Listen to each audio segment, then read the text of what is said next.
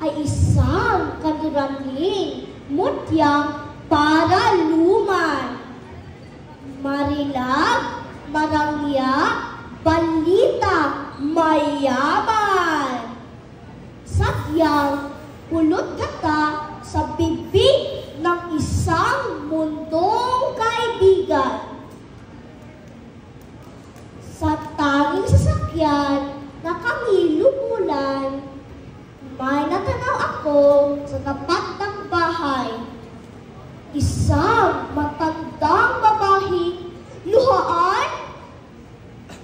Subalit sa gitna ng kaligayahan, sa harap ng aking gintong kapalaran, siya'y ay hindi ko binati man lamang at siya'y ay hindi ko pinansin man lamang. Tuloy-tuloy kami sa nagagayakang simbahan sa bayan. Kapwa maligayang nagsinuhod kapwa sa paa ng altar. Ang pilak at gintong masamyong dakmana, pagkasaya-saya ng kampana ay nagtitimpala sa pagbabalita ng aming kasalang lubhang maharlika. Tatakwa ang larawang buhay ng kaawa-awa ang matandang yaon. Wari na kalimbag sa mata, diwa ang tumutulong ng luha ng kandila. Tila ang mga kaniring masaklap ng luha. Gayon man sa piring ng kahanga-hanga at sakdal ng gandang kaisang puso, ko'y liwalag mahahala. At pagkabalisa, ang aking budhi, tagling pinayapa. Natapos ang kasal, maligayang bati, pero maanghang. At saboy ng bigas ang tinanggap namin pagbaba sa altar. Na kami pagkasaya-saya ng kampana ay ng mga sandali, pasakay na kami sa aming sasakyan, ay may alingas-ngas akong napakinggan.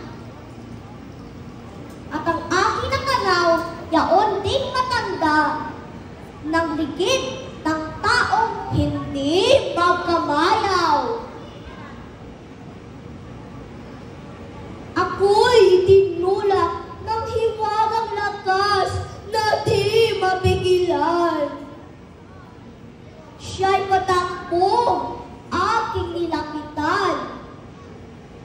Nang kandungin ko na sa aking kandungan, sa matay na bahid ng lahat ng luha, dusa at kalungkutan, masuyong nagitit, maamong tinuran.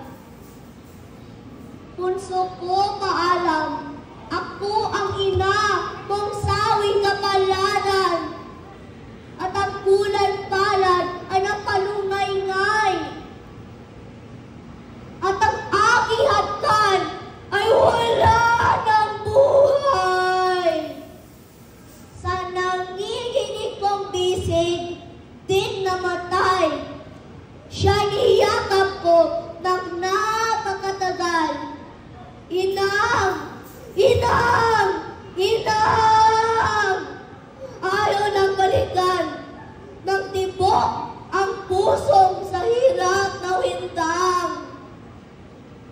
Kahit hili ko ng sagdanang luha ang kawawang bangkay. Noon ko natanong ang ina kong mahal, ang inang wika kung sa aking nagbigay ng lahat ng muni, pangarap at dangal. At mandi pulubing lumaboy sa labis na kanalitaan. Namatay sa kaniyang dalawhating taglay nang ako'y tuluyang nakasal sa wikang dayuhan. Nang namatay